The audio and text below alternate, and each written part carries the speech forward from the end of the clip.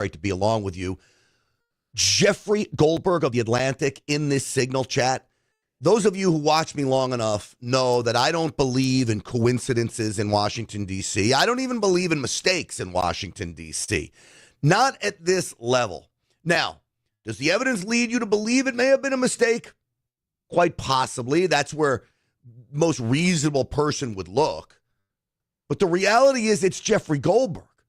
Of all political hacks, of all devious reporters, this is the guy who ends up in the Signal chat? Now, I believe there's a strong possibility this could be sabotage. And the reason why I believe it could be sabotage is the information I'm getting about how this guy's number was in the Signal chat. That his number, Jeffrey Goldberg's number, was in the contact of a national security advisor. So when you think the national security guy is going in there, but it's Jeffrey Goldberg's number, it's as if you saved a buddy, but you saved it under the wrong name, and then you're getting text messages back and forth. It's the wrong person. We've all done this before. But again, the chances of who this is seem to me to be pretty tall. So I want Mike Waltz. I want Elon Musk. I want the national security team of Tulsi Gabbard. I want the CIA and John Ratcliffe, every single one of them, including the FBI, investigating how this happened. And let's not make a mistake. This was a mistake on the Trump team. From a public relations standpoint, attacking Jeffrey Goldberg and The Atlantic doesn't get you anywhere. Playing semantics over whether or not it's war games or classified or not classified doesn't get you anywhere. I'm going to give you some tips as to what the administration should have said right away to limit this. Now we got the drip, drip, drip of these emails coming out with intricate details showing that he saw what he saw. I believed him all along. I know a lot of people said, oh, no, he's lying. Wasn't lying on this one because I believe it may have been a setup job. We're going to talk about that as Stinchfield gets started. But before we do, folks, I want to remind you, my friends over at Patriot Mobile are getting it done. They are America's only Christian conservative wireless provider.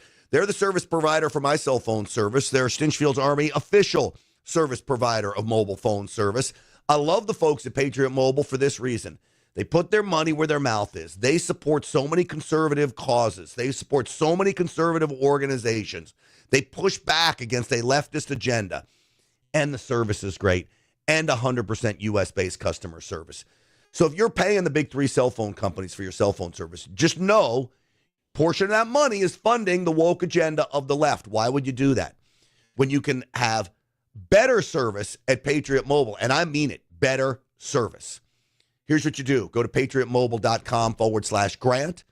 Use the promo code GRANT for a free month service, or just call them at 972-PATRIOT, 972-PATRIOT, and you tell them that Grant Stinchfield sent you. All right, let's get it started. Uncensored and unapologetic. This is Stinchfield. Here's your host, Grant Stinchfield. All right, thank you so much for joining me. So I want to go through a few truths when it comes to this Signal chat. First and foremost, the one most important truth in all of this is that this squarely lies on the mistake of the Trump team, the national security principals that were involved in this chat, whoever was involved in adding people to this Signal chat. That's where the responsibility lies.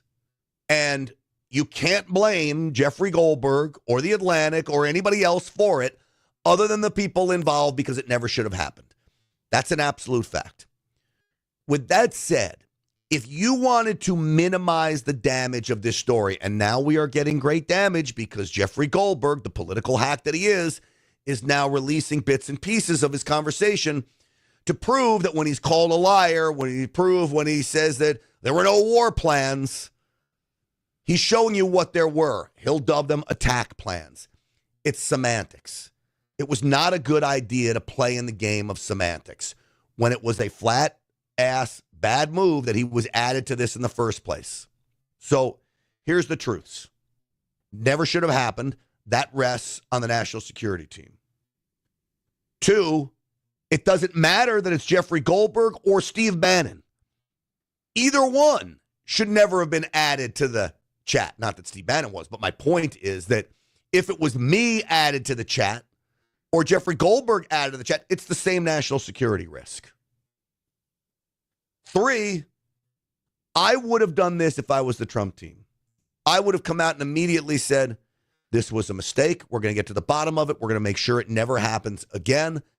As much as it pains me to say this, because Jeffrey Goldberg has been so horrible to President Trump and making up lies about him and the campaign and his history of fake news, but I need to thank him for not releasing the information that he was privy to. Now, none of it was classified, but I want to thank him for not releasing it because he could have put national security at risk by releasing it. Thank you, Jeffrey Goldberg, for not. Thank you for letting us know you were inadvertently added to this, and we're going to get it fixed. Don't attack the Atlantic. Don't attack Jeffrey Goldberg. Don't attack it. Because now what's happened when you have attacked these individuals, the individuals are going to lash out. If you admit it's a mistake and move on, say you're going to correct it, there's nothing else anybody can do. Now, they can scream and moan about it, and the Democrats were going to scream and moan about it. But by attacking Jeffrey Goldberg, and don't get me wrong, he deserves to be attacked, you've now given him the go to keep releasing more information and make this a story that should have been one day, now to a story that's going to drag out for a week. And then it will be forgotten. But I want everyone out there to remember, these attacks were 100% successful. That's the most important part of this. Nothing was sacrificed. Thankfully. And thanks in large part, Jeffrey Goldberg didn't put this on Twitter and let the Houthis know. You know, when I look at the new information being released, and he's got times of when F-16s were launched, times of when Reaper drones were launched, times when Tomahawk missiles were launched off cruise ships.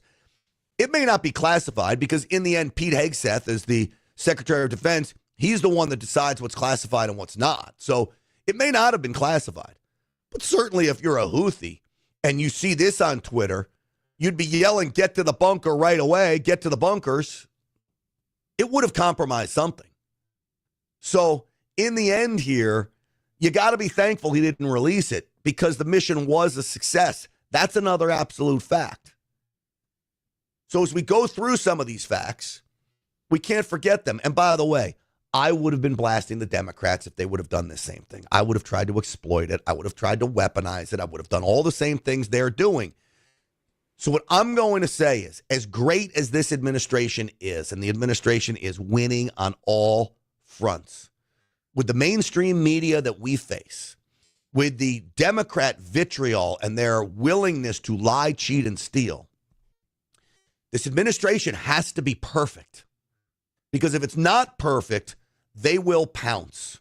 And you're not going to be able to be perfect all the time. And when you're not perfect, you've got to handle it swiftly and quickly. If you would have said, thank you, Jeffrey Goldberg, for not releasing this information, as much as that pains me to say, we're grateful you didn't. Then what's he going to do?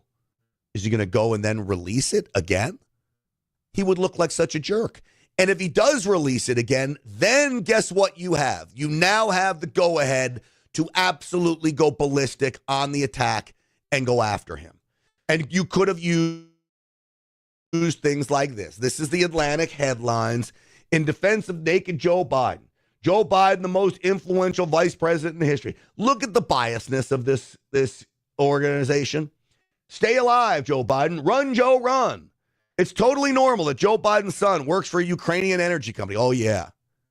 These headlines go on and on and on. We know it's a biased organization. Which then brings me back to this issue. What if it was sabotage? What if somebody wanted this information to get out? Either to go after President Trump or to hurt us with our relationships with Europe. Or maybe the other side is they want us to know our relationship with Europe. This was one of the text chains that was put out. This is J.D. Vance writes to Pete Hegseth. If you think we should do it, let's go. I just hate bailing Europe out again. Let's just make sure our messaging is tight here, and if there are things we can do up front to minimize risk to Saudi oil facilities, we should do it. Pete Hegseth, VP, I fully share your loathing I fully share your loathing of European freeloading. It's pathetic. So this is the vice president and the secretary of state saying we are tired of European freeloading. And you know what? I'm tired of it too. I'm glad Europe sees that we're tired of it. President Trump was asked about it. But Mike is correct. We are the only ones on the planet on our side of the ledger who can do this. Nobody else even close. Question is timing. I feel like now is as good time as any, given POTUS's directive to reopen shipping lanes. I think we should go, but POTUS still retains 24 hours of decision space. As I heard it, the president was clear, green light, but we soon make clear to Egypt and Europe what we expect in return. We also need to figure out how to enforce such a requirement. All right, it goes on and on and on. That is a message to Europe. Whether you believe it or not, that's a message to Europe saying, you know what, we're tired of you taking our money, having America pull the strings for everything, and it's got to end. You add that, what's texted in there, to Jeffrey Goldberg of all people, and I wonder, was this not a coincidence? Was it sabotage? And we have got to get to the bottom of that. Make no mistake about it. So through all of this, President Trump was asked about it. Last night, my buddy Greg Kelly interviewed President Trump. It was a great interview. I urge everyone to go back and watch it. This is President Trump. Goldberg's bad news. It's the Atlantic. It's failing. It's probably going to be out of business soon. And it's a terrible magazine. They made up all sorts of stories about me with standing over the grave of soldiers. There's nobody that treats the military better than me, and they treat me well too. They showed that in the election. But they write stories. It's such a disgrace. And there are plenty of others also. But Goldberg's a loser. His magazine's a big loser. And what it was, we believe. So whether it was Goldberg or whether it was Steve Bannon is not part of the story. And in many respects, if you believe it was just a mistake, as we're being told, well, then Jeffrey Goldberg really isn't even part of the story. The mistake is the story here, right? Jeffrey Goldberg isn't the story. I do think it's a mistake to go after him because now you've just got him now dripping this information out. But here President Trump is going to explain what he thinks happened. Is somebody that was on the line with permission, somebody that was with Mike Waltz, worked for Mike Waltz at a lower level, had, I guess, Goldberg's number or called through the app, and somehow this guy ended up on the call. Now, it wasn't classified, as I understand it. There was no classified information. There was no problem, and the attack was a tremendous success. So I can only go by what I've been told. I wasn't involved in it, but I was told by, and the other people weren't involved at all. But I feel very comfortable, actually. And I do too. I mean, look, the other part of this is that Signal has been widely used among the national intelligence community, international intelligence community, as a secure app to push information like this.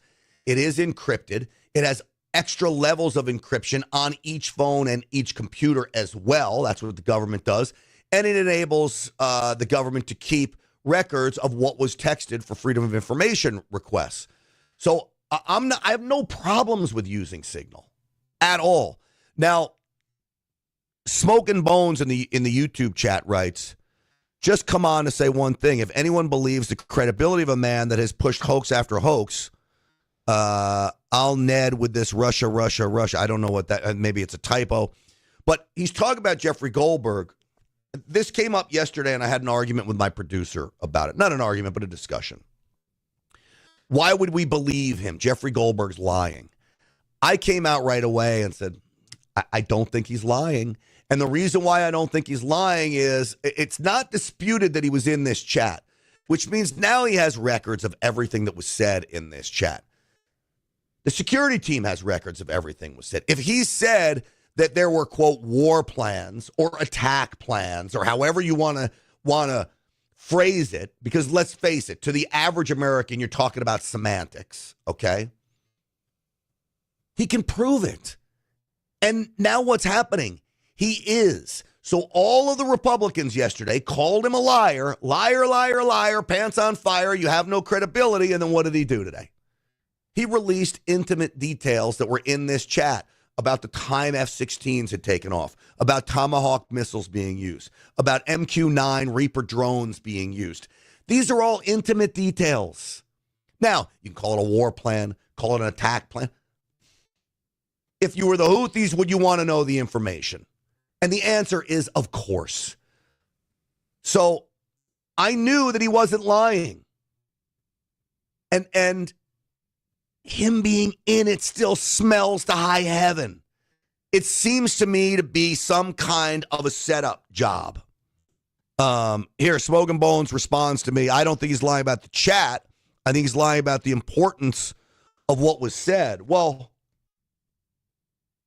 it's not even about what was said, Smoking Bones. It's just the sheer fact that he was in there. They could have been talking about where they were going to get coffee tomorrow. If they think they're in a secure chat, you can't have Jeffrey Goldberg or Steve Bannon or Grant Stinchfield or Rachel Maddow in the chat. So they can argue about the importance of it. It doesn't matter. He shouldn't have been in there. And that's the end of the story, right? And that's where the Trump team needs to be. We don't care what was said in there. He can't be in there, and it'll never happen again. End of story. Thank you for not releasing what was in it. We appreciate you raising your attention to it, and we move on down the road. Now, is he going to keep leaking information? Maybe. And if he does, you just proved what an asshole he really is. Instead of coming out and firing. Now, I love Pete Hegseth. Don't get me wrong. He's mad. He's a flamethrower. This guy's like me. He was on Fox News. He does the same thing I do. We are trained to bomb, okay? Throw bombs. That's what he did, but he needed to breathe and not do that in this case. Information about war plans against the Houthis in Yemen was shared with a journalist in The Atlantic. And were those details classified? You're talking about a deceitful and highly discredited so-called journalist who's made a profession of peddling hoaxes time and time again, to include the hoaxes of Russia, or the fine people on both sides hoax, or suckers and losers hoax. So this is the guy that peddles in garbage. This is what he does. He's right. He's right on all of it, but now's not the time because, as I said, again, it doesn't matter if it was Jeffrey Goldberg or me in there. The bottom line is that's not the story of who was in there. The story is somebody that shouldn't have been in there was. End of story. And you move on, but they didn't move on. I'm going to go through some of this, and it's going to spiral out of control, and it didn't need to spiral this far out of control. It could have been handled much better, in my personal opinion. Hey, folks, I want to remind you about my friends at get20now.com. How would you like to make an investment? Get 20% annualized interest paid on that investment, paid out monthly. All right, so this interest paid monthly, direct deposited in your account. I call it mailbox money. It is cash flow. It is guaranteed contractually that you get this money. Get20now.com. I love it, especially with what's going on with the stock market. I am seriously contemplating investing more money, and I already have a sizable investment with them. They have lived up to their promises.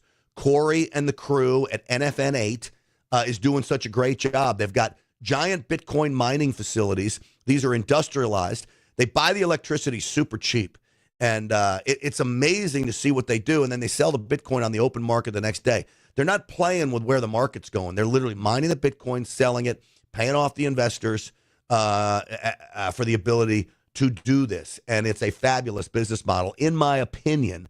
And again, they've lived up to all of their promises. If you want to learn more, go to get20now.com. Call them back when they call you, or answer the phone when they call you. Call them back if they leave a message.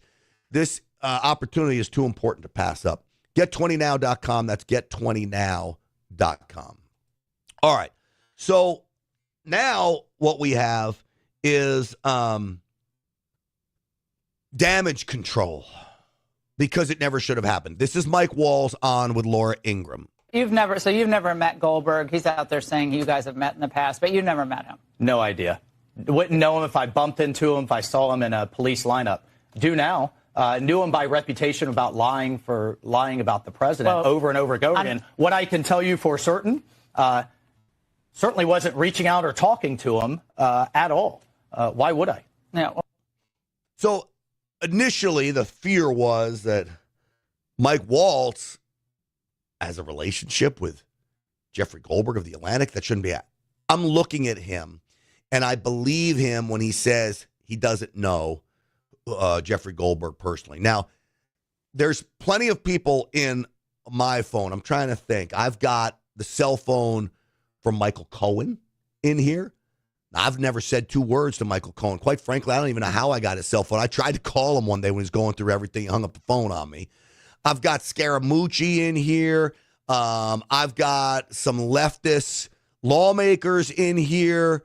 You'd be surprised how many numbers I have that, quite frankly, I don't even know how I came across them or got them, that I've never talked to him. So I do believe him on that. But remember, it appears what we're learning now is the name was switched. So it was a legitimate name who should have been in the chat with the number of Jeffrey Goldberg. Of all people, it seems very, very suspicious to me. Now, I do think Mike Waltz is embarrassed about what happened, and I think he's getting a little emotional about it. And again, I would back off the attacks and just fall on the sword. And lessons learned. Lessons learned after the app. We're not using Signal app anymore. Yeah, right. Lesson learned number 1 is you've got journalists out there who have made fame and fortune trying to trash this president. Yeah.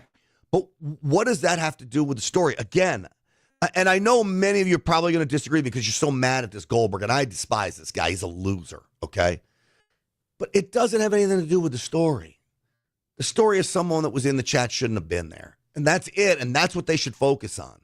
And so, look, we've got to tighten up. We are tightening up, and we have some of the best technology minds looking at how this happened. Well, it's happened to the best of us, but President Trump just needs no distractions. He needs to, pedal to the metal. And Laura, it's the honor of a lifetime to work for him. Well, I really appreciate your coming in. There's a kind of a confusing set of facts, and thank you very much, sir. Absolutely. We appreciate it. All right, so look, I believe he's well-intentioned. I really do. There's talk about whether or not in the chat I see, did Jeffrey Goldberg hack into this Signal chat? There's no way. I'm telling you right now, folks, there is no way he hacked into the Signal chat. They saw him on the chat. Somebody had to add him. There's a reason why government employees use Signal, because it is so hard to hack. No way. And what a clown ass that Jeffrey Goldberg is. There's no way he was getting someone to hack in. You want proof that he's an ass clown? Well, this was him on with a podcaster, Tim Miller. Now the Secretary of Defense and the White House press secretary have said you're lying, have said there are no war plans there, have said there's no classified information. So the obvious question is, shouldn't you now demonstrate it? Shouldn't you publish the text? No, because they're wrong. They're wrong. But how can you prove that you're wrong? Maybe should you provide them to the House and Senate Special Committees on Intelligence, maybe? Now brace yourself, because what he did today, and this is rich, right? They release all of the intricate details in another article by The Atlantic. You can see them, but you have to pay for them. $70 for the year or something, a subscription to The Atlantic. Screw that. I'm not doing it. I'll wait for them to come out on Twitter, and I've been reading the Fox News stories. They must have a subscription, and I'll get them that way. And there are intricate details in there. Now, call them war plans. Does it officially say war plans? No. You wouldn't want them released to the enemy. Let's just put it that way. I don't know. Wow. Well, you want to become my lawyer? I'm throwing this out there, Jeff. I don't know. I mean, look. I feel like no. I mean, I obviously. Let me just put it this way: my colleagues and I, and the advice that and the people who are giving us advice on this have some interesting conversations to have about this. Yeah. But just because they're irresponsible with material doesn't mean that I'm going to be irresponsible. But then he was. So which is it? This shows you what a loser this guy is. He's trying to take the high road. I'm not going to release it. But then again, the administration started calling him names, calling him a liar, calling him all these things. What is he supposed to do? Of course he released it. With this material. And you know what? I could, whatever. I mean, you've had a long history, as I have, with dealing with them. And at moments like this, when they're under pressure because they've been caught with their hand in the cookie jar or whatever, they will just literally say anything to get out of the moment, to get out of the jam. And that's okay. I get it. I get the defensive reaction. And, but here's the thing. My obligation, I feel, is to the idea that we take national security information seriously. And maybe in the coming days, I'll be able to let you know that, okay, I have a plan to have this material vetted publicly. But I'm not going to say that now, because there's a lot of conversations that have to happen about that. Makes sense. And all of my inclinations, as you can tell, including withholding the name of the CIA undercover officer, all of my inclinations are, I have a pretty clear standards in my own behavior of. Oh, shut up. He doesn't have any standards whatsoever. No standards. And in fact, he just proved he has no standards. I'll think about it. It didn't take him 12 hours to figure out he was going to write another article. I believe the other article was already penned. Give me a break. This guy's a loser. He's deceitful. He doesn't have any standards. And I want to comment to Ratchet, saying that it's a mistake that we're even talking about this today. Quote, sorry, Grant. Feel this was a wasted stream. Nothing new, nothing surprising. Typical Demoran is now the victim. Good grief, move on. Well, obviously I disagree with you because I'm doing this stream. I did think about, do you want to give it airtime? But one, there's the issue of sabotage not a lot of people are talking about, okay? And the issue of sabotage, the administration needs to know. We know from IP addresses that I have access to from who's watching this podcast that this is widely watched inside the highest levels of government. So when I'm talking about how to do messaging, am I informing all of you? Yes. But am I also talking to decision makers? Absolutely. And in fact, I've texted with decision makers about how I think messaging should have been on this. I think it's very, very important. This is about defending the administration in a way that's going to get them not hurt or not enable Democrats to hurt them even more. Those are reasons why we talk about it. The other is, do you not want pushback to the Democrats who are just going hog wild on this? You just let them run rampant? Not happening. I will fight. And Ratchet, I know you are a very loyal listener to this, and I'm grateful. But as I always say, if you don't like what I'm talking about for the day, it doesn't mean it's the end of a friendship. This is what Republicans can disagree. Then watch another podcast for the day. And then I hope you come back and see me tomorrow. And Ratchet, you're always in here. So I'm grateful to see you. And I take the feedback seriously. I really do. And I appreciate the thought on it. But I'm not letting Democrats get away with bullcorn, man, when we talk about this stuff. And so does it suck we got to talk about it? Yes. The point is we didn't need to talk about it as long as we did. It would have been handled a little bit differently from the very start. Instead, we got to listen to this ass clown. There's a covert CIA operative named on the thread, right? So I mean, and I withheld her name from this. They named somebody who's an active CIA officer in this thread, which is on Signal, again, a commercial app in which I'm watching. And I withheld it. I didn't put it in the story because she's undercover. She's not.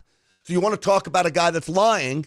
She's not undercover. And John Ratcliffe, the director of the CIA, a man I know personally for many, many years, explained that she's not an undercover CIA asset. She's a well-known CIA asset that does a lot of things publicly and on behalf of the Central Intelligence Agency. So that's a lie. Now, with that said, am I grateful that Jeffrey Goldberg didn't name her? Yes.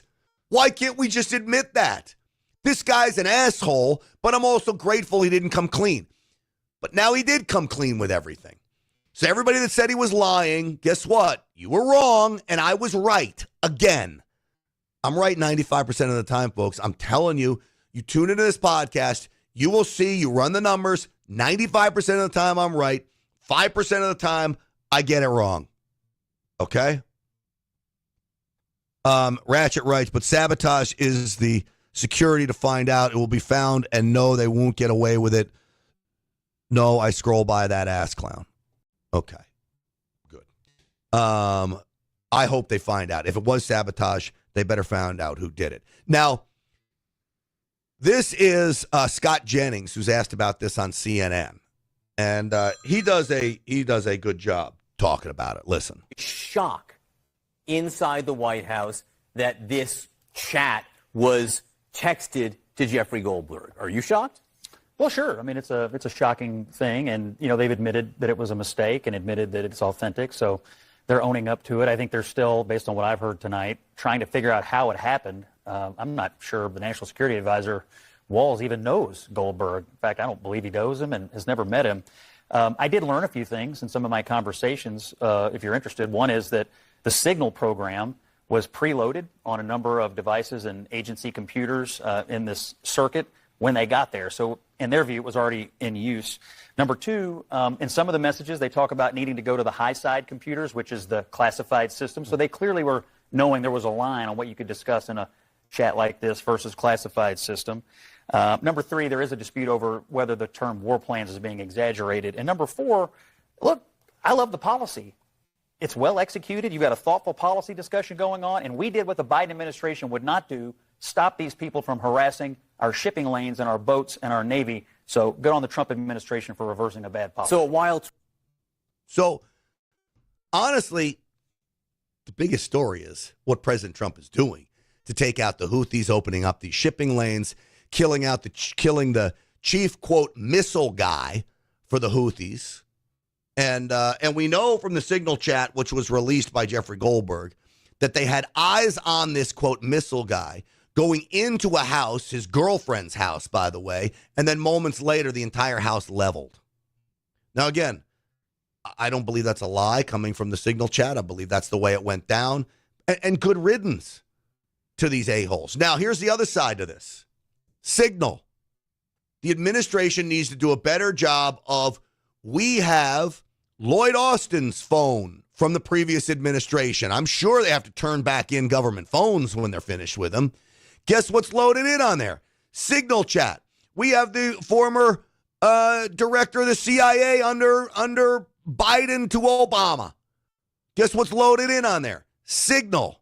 This has been used for years as a communications tool for previous administrations, including Democrat administrations. But, of course, nobody wants to tell you about that because it's all freaking lies. Folks, my friends over at Colonial Metals, now is the time to think about investing in gold, okay? As we're watching gold increase, I believe personally it's only going to go higher as we look at $36 trillion in debt. President Trump just asked that the debt ceiling be raised. Don't get me wrong, I do think he's going to be trying to balance a budget here, but you still have the debt. The interest on the debt now exceeds our defense budget. It's out of control. That means gold is going to be a safe haven for a long time for your money. And God forbid the dollar collapses. God forbid we have more chaos in the Middle East.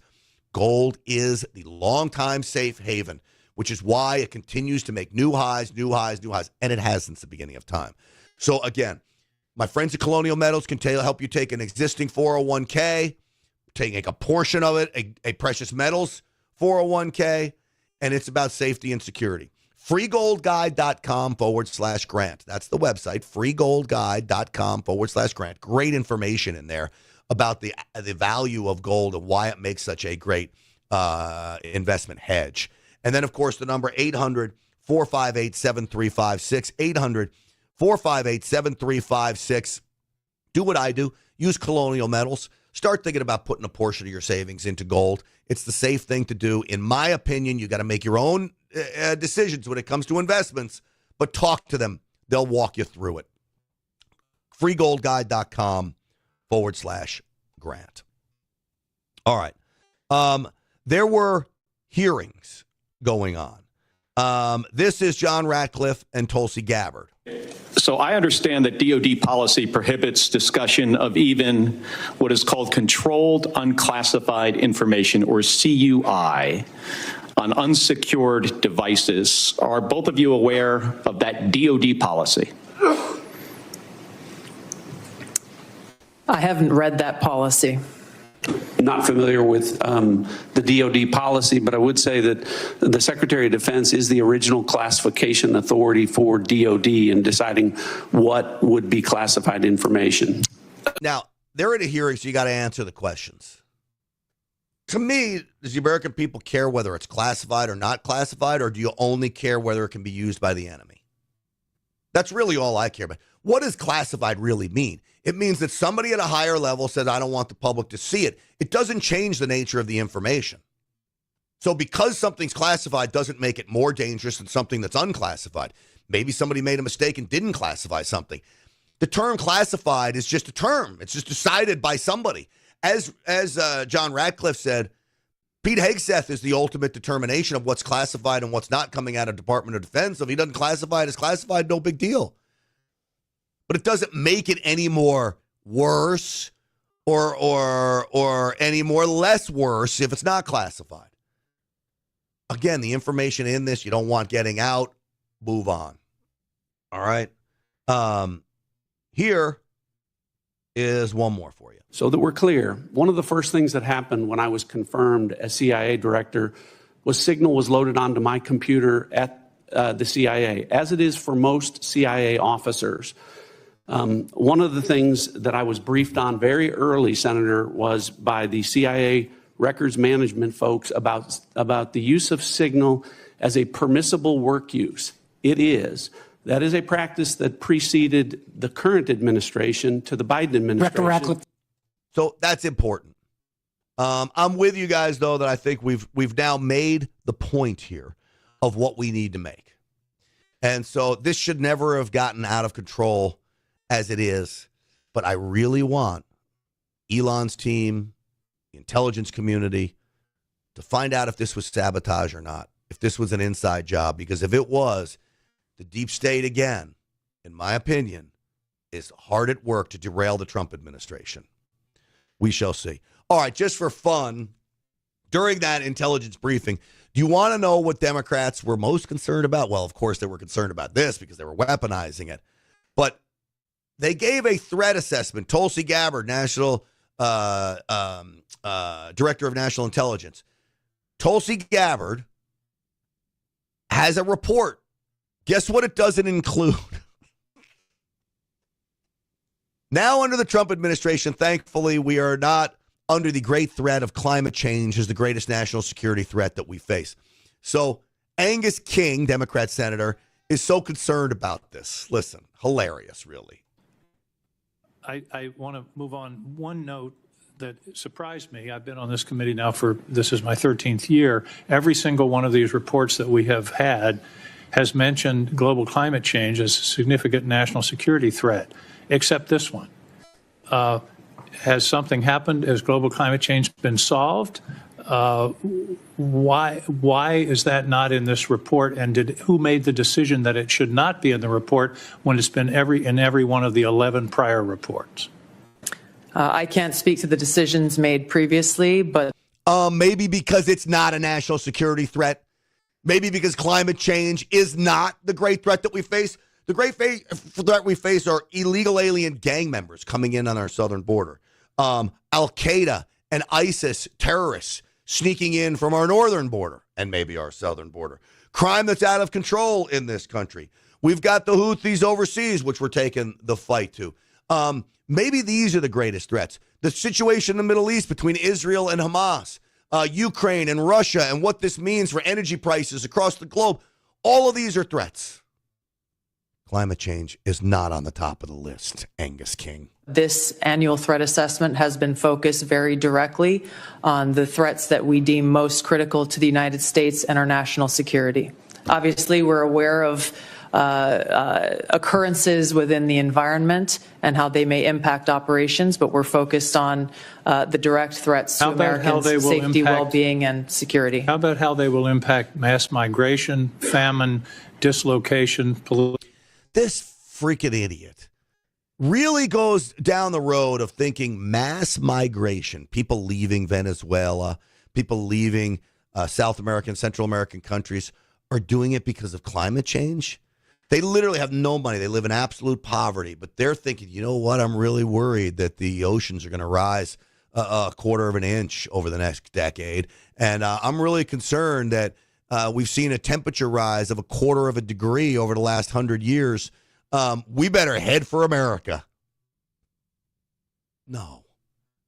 They're zombies. This guy's a lunatic, and he's a United States senator. Political violence, which is the finding, by the way, of the 2019 annual threat assessment under the first Trump administration. You don't consider that a significant national security threat?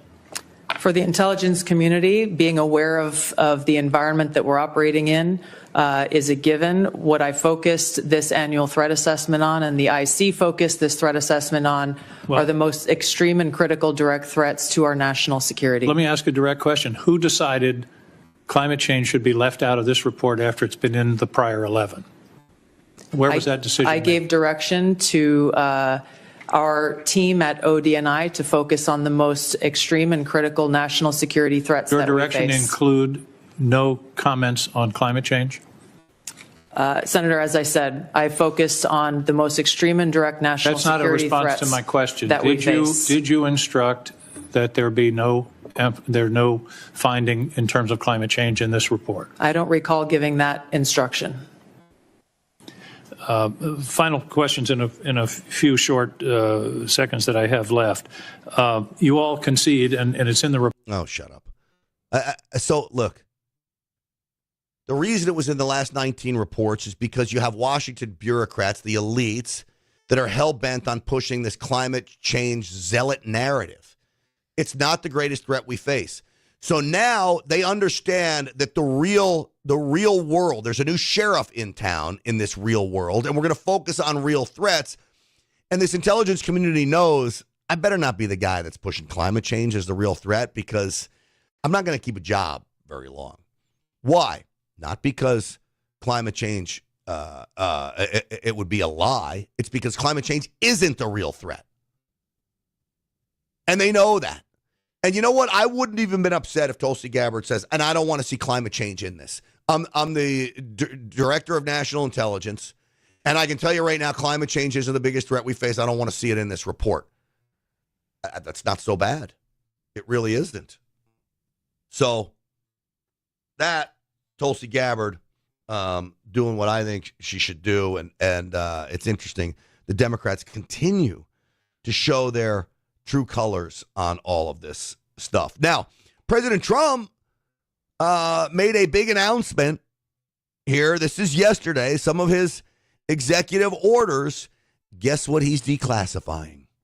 Crossfire Hurricane, the Russia collusion hoax. Maybe the media will look into this for a change. Next, sir, we have a presidential memorandum for your attention. This memorandum requires the immediate declassification of all FBI files relating to the Crossfire Hurricane investigation. This was obviously one of the instances of the weaponization of law enforcement powers of prosecution against you and others. We believe that it's long past time for the American people to have a full and complete understanding of what exactly is in those files. Which gives the media the right to go in and check it. You probably won't bother because you're not going to like what you see. But this was total weaponization. It's a disgrace. Should never happen in this country. But now you'll be able to see for yourselves, all declassified. Is that correct? Would you say all declassified? Yes, sir. Everything? The FBI file with there's a classified annex, but other than that, this we'll put everything in the public eye. Is anybody going to look? What about you? You going to look? There it is. And frankly, the FBI should be ashamed of themselves, and so should the Department of Justice, and so should Biden. Agreed, Mr. President. Now, the big question the president asked there is, will the media look? Will they look at these declassified documents? I'm not sure they will. I really am not. They don't want to call themselves out for the lies that they were purveyors of, and they were purveyors of lies. And it gets back to the beginning of this program. It's funny how things go full circle. But Jeffrey Goldberg of The Atlantic was one of those purveyors of these lies. And so I want the media to go through it. And I want the New York Times and the Washington Post to write articles on what a hoax it was. And they want Mike Waltz to resign and Pete Hegseth to resign when you had Lloyd Austin going into surgery and totally upending the chain of command for the nuclear codes, not telling anybody about it. You've got the intelligence community and that letter of 52 intelligence experts telling it there was Russian collusion, the Hunter Biden laptop. Give me a break. And they want Hegseth and Waltz to resign? Screw you, Democrats. You had no accountability whatsoever. I hope that changes. I don't have the complete faith that it will, but I hope it does. And I think you see with Kash Patel in the FBI that things are starting to change. Hey, a little update on Ashley Babbitt, too. Again, back to that interview my buddy Greg Kelly did with President Trump. Big update on that. Before I tell you about that, I want to remind you about my friends over at Energized Health. You may know that when I went on the Energized Health program, in 2 weeks, I lost 15 pounds. And that was because of getting hydrated at a cellular level. I changed my diet around just like this. What I eat, how I eat, when I eat. Not so much crazy new ways of eating. My workout changed around a little bit. But I will tell you this. Between what I ate and how I ate it and the workout, easy. How often can you say that about a program? Easy. And it all came down to intercellular hydration and the science behind it that nobody but Energized Health is really talking about. So I want you to go to energizedhealth.com/Grant. Get the success that I did. If you need to lose 200-300 pounds, there are people that have done this in short order on the Energized Health program. If you're in your 80s and you want to tighten it up and live longer, Energized Health. If you're like me, just want to tighten it up and lose 10, 15 pounds, Energized Health is there because this is a mind, body, soul program. This is about a total way of life and improving it, even at the mind level, which is so fabulous. EnergizedHealth.com/Grant. I want you to go there today. EnergizedHealth.com/Grant. Get the success that I did. You'll be very, very thankful for it. All right, Greg Kelly did an interview with President Trump, and they talked about Ashley Babbitt, okay? Ashley Babbitt, the young woman who was killed on January 6th by Officer Byrd, who still works, was given a raise. I think this is bad news. This was a bad shoot.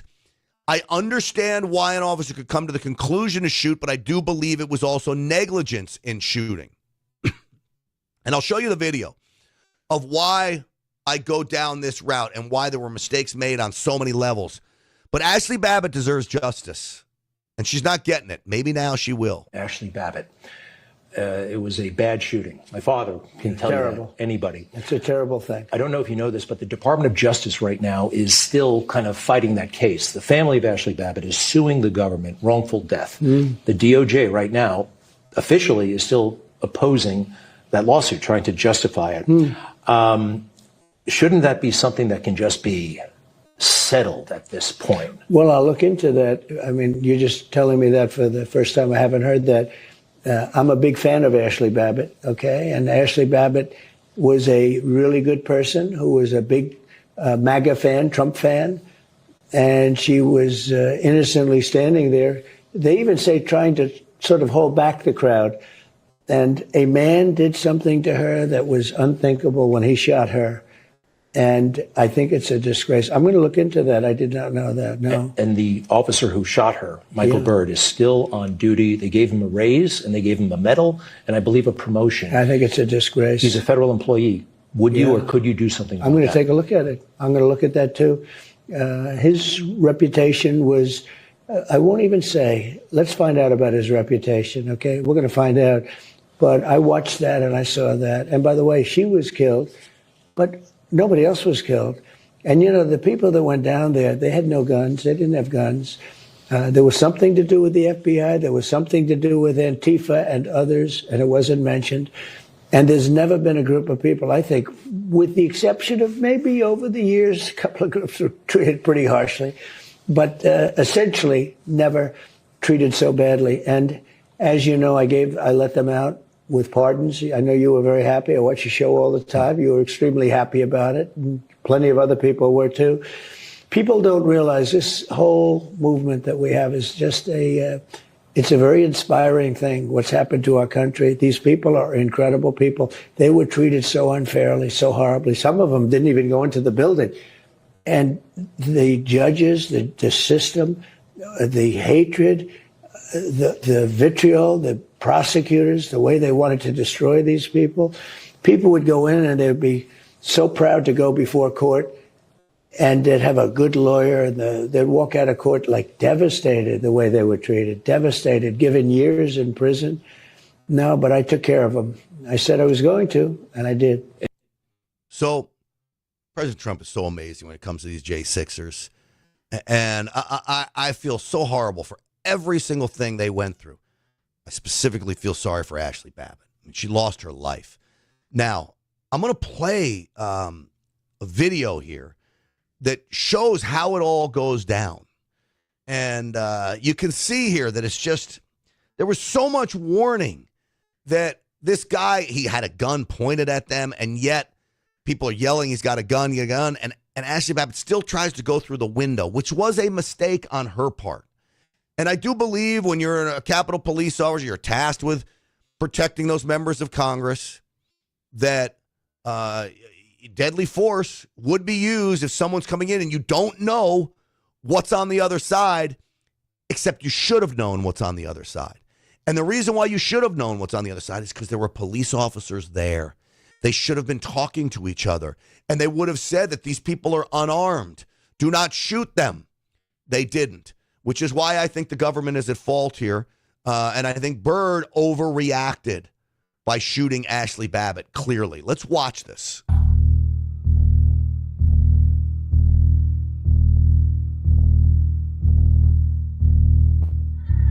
At 2:42 p.m., journalist Taylor Hansen is walking behind Ashley Babbitt, an Air Force veteran from California, as she turns a corner and approaches the speaker's lobby, guarded by 3 police officers.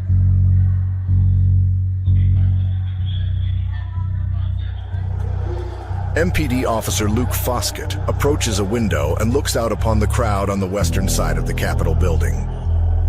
You're live, right? Yeah. Moments later, members of the House seek shelter in the gallery while officers barricade entry into the chamber. It is at this moment that the only firearm to be discharged inside the Capitol that day can be loudly heard.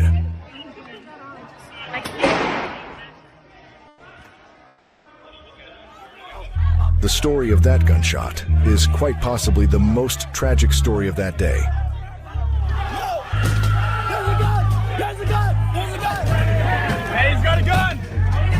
The shot heard was a single round fired by Lieutenant Michael Byrd. It strikes Ashley Babbitt in the neck,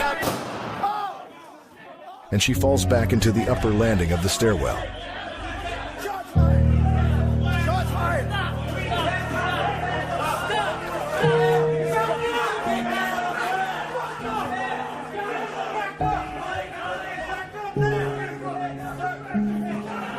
See, folks, those are police officers in the hallway with AR-15s. There was no reason Ashley Babbitt needed to be shot. Now, she was going through the window.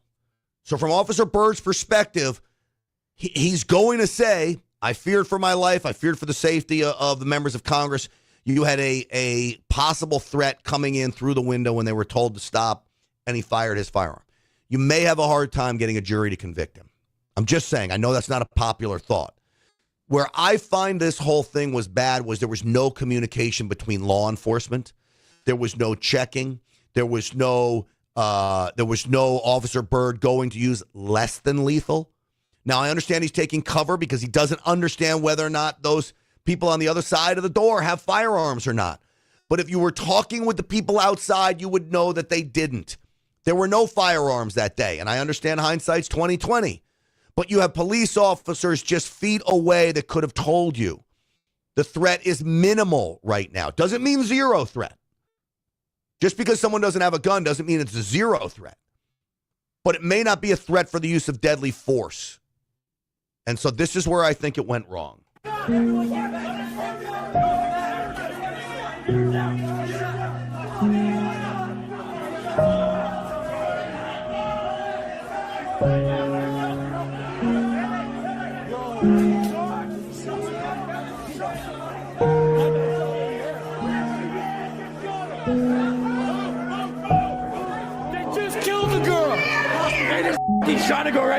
It,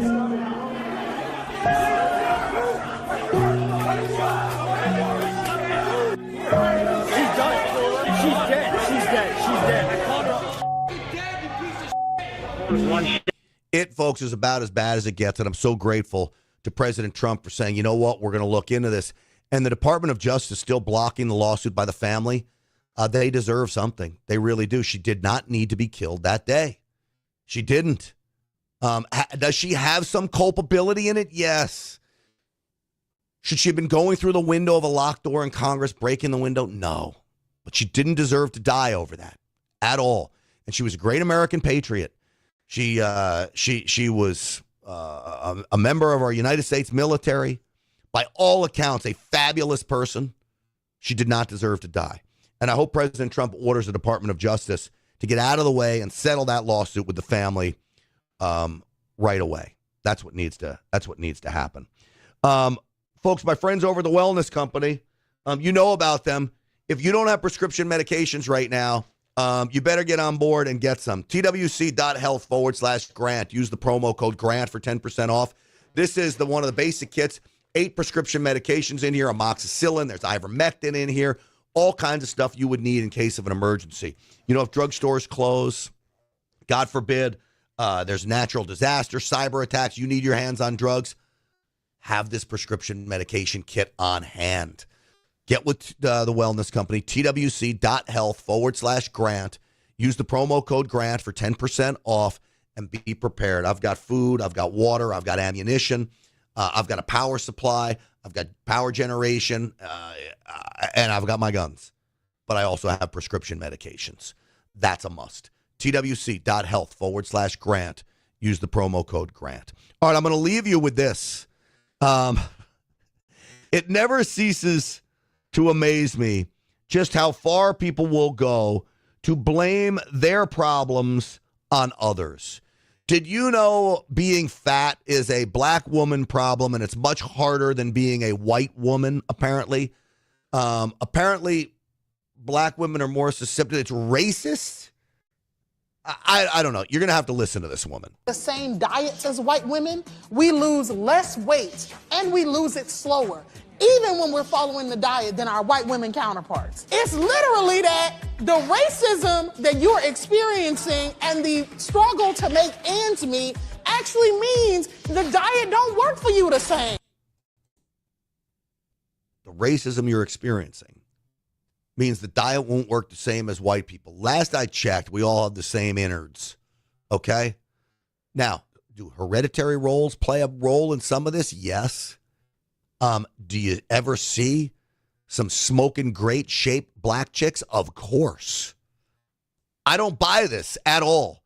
I don't think there's any difference. And in fact, I think if you cut your calories and you start working out, get with my friends over at Energized Health. Maybe that woman needs to get with my friend over at EnergizedHealth.com. But you start doing what you need to do to shed the pounds, you'll shed the pounds. It's nothing to do with being black or white. Racist? My Lord. All right, folks, that's going to do it for us. I appreciate all of you. The website is GrantStinchfield.com, GrantStinchfield.com. Stinchfield1776 on all the social media platforms. Sign up for the email list on the website if you can, GrantStinchfield.com. That's how I stay in touch with you. God forbid we're canceled someplace. You know, that's happened to me before. This is how I keep in touch with you in case of an emergency. Stinchfield's Army rolls because of all of you. We'll see you back here tomorrow and tonight on the Real America's Voice Show, 7 p.m. Eastern Time. Thanks for watching, everybody.